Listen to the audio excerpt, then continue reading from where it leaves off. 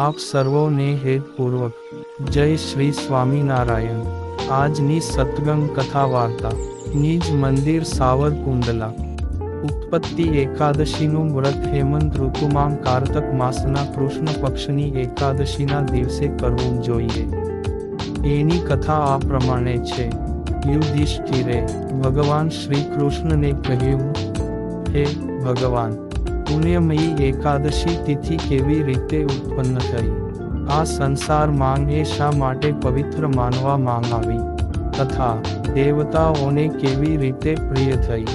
શ્રી કૃષ્ણ બોલ્યા, હે કુંતી નંદન, પ્રાચીન સમયની વાત છે। સતયુગમાં મૂળ નામનો દાનવ હતો।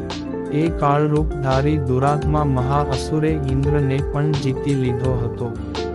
એ ઘણો અદ્ભુત, અત્યંત રૌદ્ર તથા દેવતાઓ માટે ભયંકર હતો। બધા દેવો એનાથી હાર પામતા એમને સ્વર્ગમાંથી હાંકી કાઢવામાં આવ્યા હતા।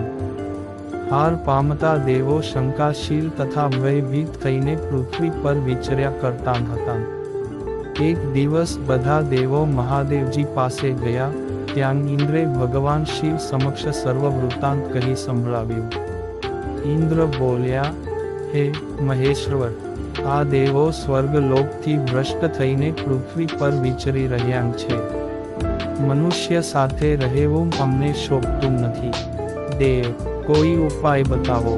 દેવતાઓ કોનો સહારો લે? મહાદેવજીએ કહ્યું, હે દેવરાજ, જ્યાં બધાને શરણ આપનારા, બધાની રક્ષામાં તત્પર રહેનારા જગતના સ્વામી ભગવાન ગરુડધ્વજ બિરાજમાન છે, ત્યાં જાઓ। તેઓ તમારા સૌનું કલ્યાણ કરશે। ભગવાન શ્રી કૃષ્ણ કહે છે, હે યુધિષ્ઠિર, મહાદેવજીની વાત સાંભળીને પરમ બુદ્ધિમાન દેવરાજ ઇન્દ્ર બધા દેવો સાથે પરમ કૃપાળુ શ્રી હરિ પાસે ગયા। ભગવાન ગદાધર ક્ષીરસાગર માંગ વિશ્રામ કરી રહ્યા હતા। એમના દર્શન કરીને ઇન્દ્રે હાથ જોડીને એમની સ્તુતિનો આરંભ કર્યો। ઇન્દ્ર બોલ્યા, હે દેવ, આપને નમસ્કાર છે। દેવ, આપ જ પતિ, આપ જ મતિ, આપ જ કર્તા, આપ જ કારણ છો। આપ જ સૌની માતા અને આપ જ આ જગતના પિતા છો। હે ભગવાન, હે દેવેશ્વર, હે શરણાગત વત્સલ, અમે દેવો ભયભીત થઈને આપના શરણે આવ્યા છીએ। હે પ્રભો, અત્યંત ઉગ્ર સ્વભાવવાળા મહાબલી મૂળ નામના દૈત્ય બધા દેવોને જીતીને એમને સ્વર્ગમાંથી કાઢી મૂક્યા છે। દેવો અને દાનવો બંને આપની વંદના કરે છે। હે પુંડરીકાક્ષ, આપ દૈત્યોના શત્રુ છો। હે મધુસૂદન, અમારી રક્ષા કરો। હે જગન્નાથ, બધા દેવો મૂળ નામના દાનવથી ભયભીત થઈને આપના શરણે આવ્યા છે। હે ભક્તવત્સલ, અમને બચાવો। દાનવોનો વિનાશ કરનારા હે કમલનયન, અમારી રક્ષા કરો। પૂર્વકાળમાં બ્રહ્માજીના વંશમાં તાલજંગ નામનો એક મહાન અસુર ઉત્પન્ન થયેલો હતો। એ અત્યંત ભયંકર હતો। એનો પુત્ર મૂળ દાનવના નામથી વિખ્યાત થયો। એ પણ મહાપરાક્રમી અને દેવો માટે ભયાનક છે। ચંદ્રાવતી નામે એક પ્રસિદ્ધ નગરી છે। એ માં જ સ્થાન બનાવીને એ નિવાસ કરે છે। એ દૈત્યે સમસ્ત દેવતાઓને હરાવીને એમને સ્વર્ગમાંથી કાઢી મૂક્યા છે। એણે એક બીજા જ ઇન્દ્રને સ્વર્ગનાંગ સિંહાસન પર બેસાડ્યા છે। અગ્નિ, ચંદ્રમા, સૂર્ય, વાયુ અને વરુણ પણ એણે બીજાને બનાવ્યા છે। હે જનાર્દન, હું સાચી વાત કહી રહ્યો છું। એણે દેવોના બધા જ સ્થાનો બીજાને આપી દીધા છે। દેવતાઓને તો એણે પ્રત્યેક સ્થાનથી વંચિત કરી દીધા છે। ઇન્દ્રનું કથન સાંભળીને ભગવાન વિષ્ણુને ઘણો જ ક્રોધ આવ્યો। તેઓ દેવતાને સાથે લઈને ચંદ્રાવતીપુરીમાં ગયા। એમણે જોયું કે દૈત્યરાજ વારંવાર ગર્જના કરી રહ્યો છે અને એનાથી ભયભીત થઈને બધા જ દેવો દસેય દિશાઓમાં ભાગી રહ્યા છે। ભગવાન વિષ્ણુને જોઈને દાનવ બોલ્યો, ઊભો રહે, ઊભો રહે। એનો આ પડકાર સાંભળી ભગવાનના નેત્રો ક્રોધથી લાલ થઈ ગયા। તેઓ બોલ્યા, અરે દુરાચારી દાનવ, મારી આ ભૂજાઓને જો. આમ કહીને શ્રી વિષ્ણુ ભગવાને પોતાના દિવ્ય બાણોથી સામે આવેલા દુષ્ટ દાનવોને મારવાનું શરૂ કર્યું. હે પાંડુનંદન, ત્યાર પછી શ્રી વિષ્ણુ ભગવાને દૈત્ય સેના પર ચક્રનો પ્રહાર કર્યો. એનાથી છીન ભિન્ન થઈને સેંકડો યોદ્ધાઓ મોતના મુખમાં ચાલ્યા ગયા.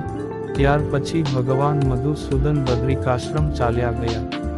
ત્યાં સિંહવતી નામની ગુફા હતી. એ 12 યોજન લાંબી હતી. હે પાંડુનંદન, એ ગુફાને એક જ દરવાજો હતો. ભગવાન વિષ્ણુ એમાં જઈને સૂઈ ગયા. દાનવે પણ ગુફામાં પ્રવેશ કર્યો. ત્યાં ભગવાનને સૂતેલા જોઈને એને ઘણોય હર્ષ થયો.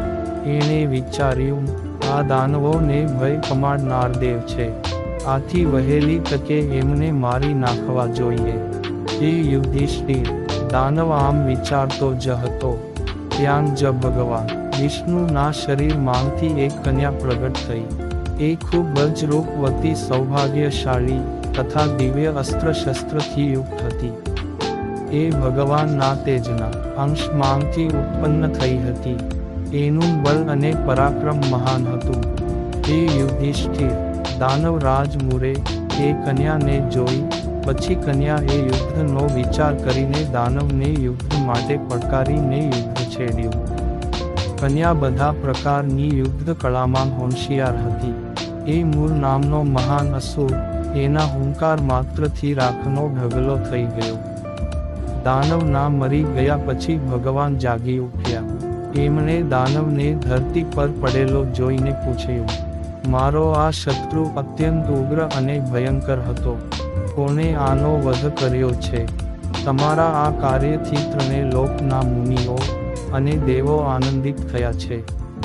આથી તમારા મનમાં જે રુચિ હોય એ પ્રમાણે કોઈ પણ વરદાન માંગો.